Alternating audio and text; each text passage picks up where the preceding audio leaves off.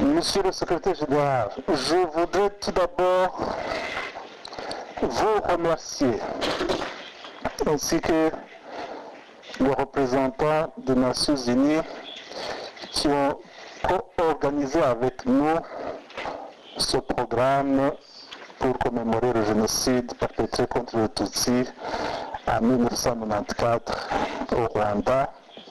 Monsieur le secrétaire général, merci beaucoup pour votre discours. Et j'ai apprécié beaucoup le message que nous avons écouté du secrétaire général des Nations Unies, que M. Angelix nous a présenté. Merci beaucoup. Et la justesse de vos mots et la force de votre message nous montre combien le souvenir de cette tragédie est encore vif dans toutes les mémoires. Je voudrais également remercier vous tous qui êtes venus nous témoigner de votre compassion et solidarité aux victimes de cet effroyable génocide. Votre présence nous réconforte beaucoup et nous montre que le devoir de mémoire nous incombe et nous ressemble tous. Excellences, Mesdames et Messieurs, il y a 18 ans au Rwanda, 17 avril au 4 juillet 1994, plus d'1 million d'innocents ont été massacrés pour la seule raison qu'ils étaient Tutsis. Donc les chiffres qu'on avance parfois de 800 000, j'ai entendu parler aussi de 500 000, ces chiffres ne sont pas corrects, puisque en 100 jours, le génocide a coûté la vie à exactement, je ne peux pas dire exactement aussi, je me corrige, puisqu'on ne connaît pas le nombre exact de victimes de ce génocide. Mais en 2002, il y a eu un recensement par notre ministère de l'administration locale et on a identifié 1 074 017 victimes. 1 074 017 victimes, dont 938 218 ont été nommément identifiés. Personne n'a été épargné. Les femmes enceintes, les nouveau-nés, les personnes âgées et plus de la moitié des victimes étaient des jeunes de moins de 25 ans. Donc 53, presque 54% des victimes étaient moins de 25 ans. Donc cela, c'est une réalité qui témoigne de la détermination des criminels. Puisque, en effet, à la fois pas les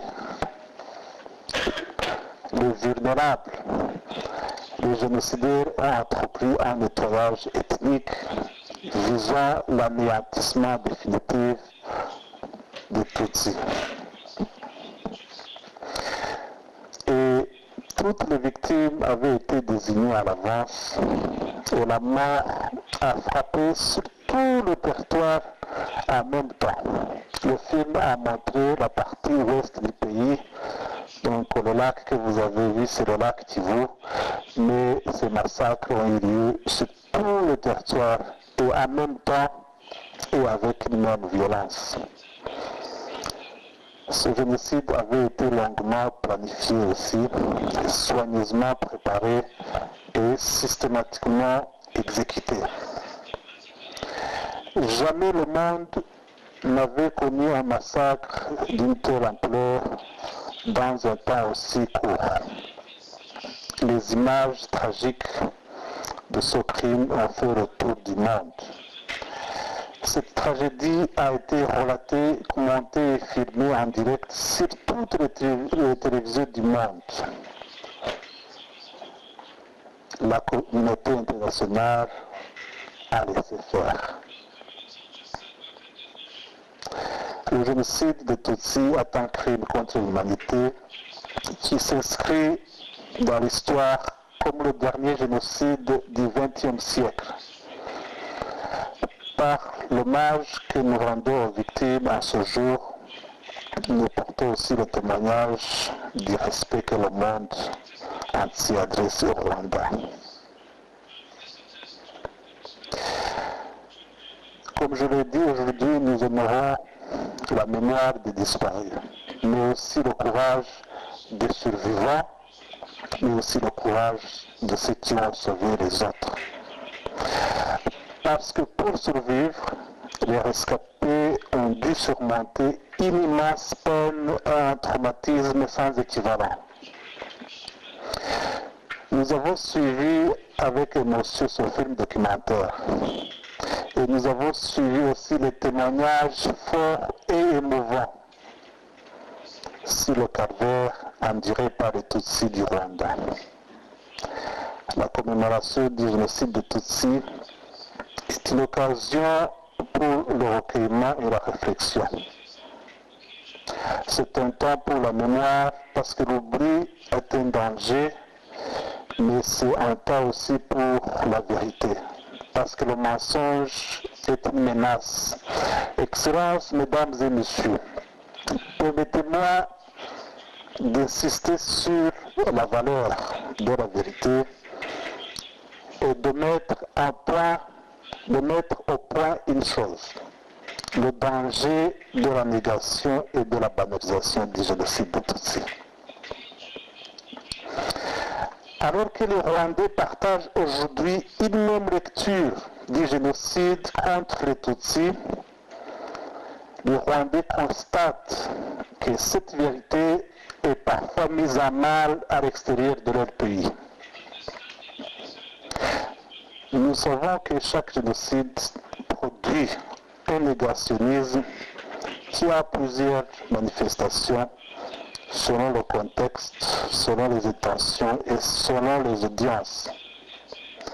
Ces attaques contre la vérité ont des aspects variés, mais toujours avec un seul objectif, celui de nier la vérité des faits pour effacer le crime commis.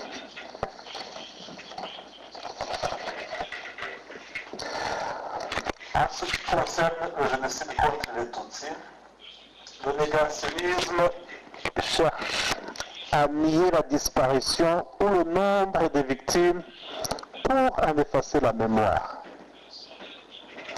Par ailleurs, le révisionnisme cherche à réinterpréter l'histoire pour en réécrire le cours ou les conséquences. En fait, la banalisation du génocide est tout aussi nocif parce qu'elle veut normaliser l'horreur et joue sur un effet désir. Monsieur le secrétaire général, mesdames et messieurs, nous devons être particulièrement vigilants aux expressions cachées du négationnisme. Il existe en effet des manipulations susceptibles de créer la confusion et peuvent faire surgir le doute chez les personnes mal informées. Ainsi, les formules génocide rwandais ou bien génocide au Rwanda sont souvent détournées pour gommer le caractère anti-Tutsi du génocide et pour dédouaner les bourreaux. Autre manipulation, la formule double génocide. Cette formule criminalise les victimes en laissant entendre que des massacres de rétorsion se sont produits à l'encontre des Hutus. Donc, je le précise ici encore, il s'agit du génocide des Tutsis et non du génocide rwandais ou du génocide au Rwanda que nous commémorons chaque avril avec toute la communauté internationale tout entière. En parlant de l'Holocauste ou de la Shoah, on précise qu'il s'agit du génocide des Juifs européens perpétré par les nazis pendant la Deuxième Guerre mondiale et non du génocide en Europe ou du génocide des Européens. Donc, nous aussi on demande que ce génocide perpétré contre les Tutsis, qu'on soit précis, puisqu'il a un caractère anti-Tutsi. Donc, pour éviter de tomber toujours au piège de ces manipulations, il est demandé à tous ceux qui avaient pris l'habitude d'utiliser ces expressions de bien vouloir corriger, du moins pour le respect des victimes et rescapés de ce génocide. En défendant la vérité du génocide contre les Tutsis, nous défendons aussi la vérité des autres génocides que la communauté internationale a reconnus. C'est une démonstration du respect tout autant qu'un travail de mémoire. Excellences, Mesdames et Messieurs, chaque année, les commémorations ont un thème.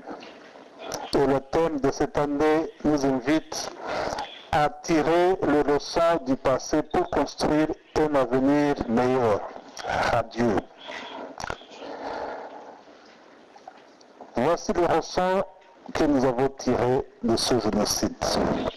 La première leçon, c'est que la communauté internationale se doit d'être plus attentive aux signes précurseurs des tragédies de ce type. Ces signes existent, ils sont visibles, parfois évidents, et ils traduisent souvent une escalade infernale, dépréciation, discrimination, exaction, violence, massacres localisés, crimes de masse et aussi négationnisme.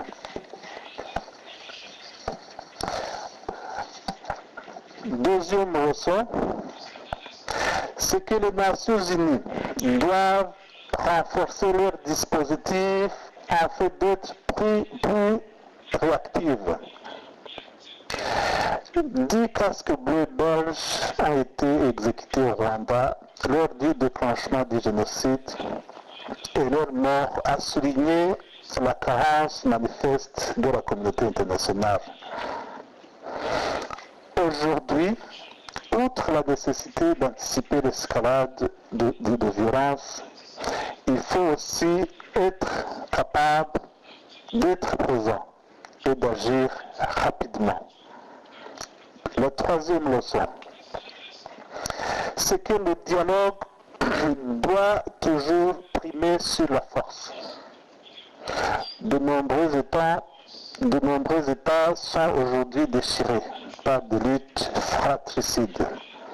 La communauté internationale doit être capable de proposer des solutions, d'encourager la discussion, d'accompagner la négociation et de rétablir l'équité. Enfin, le génocide de Tutsis nous montre que la compassion et la solidarité triomphent toujours. Le Rwanda moderne reste une référence pour tous les peuples qui sont engagés dans de difficiles processus de réconciliation ou de reconstruction. Les Rwandais savent le prix de la paix retrouvée et la valeur de l'harmonie. Partout, leur expérience résonne comme un message d'espoir. Ce message d'espoir, mesdames et messieurs, je voudrais vous inviter à parler ensemble après ce programme d'aujourd'hui.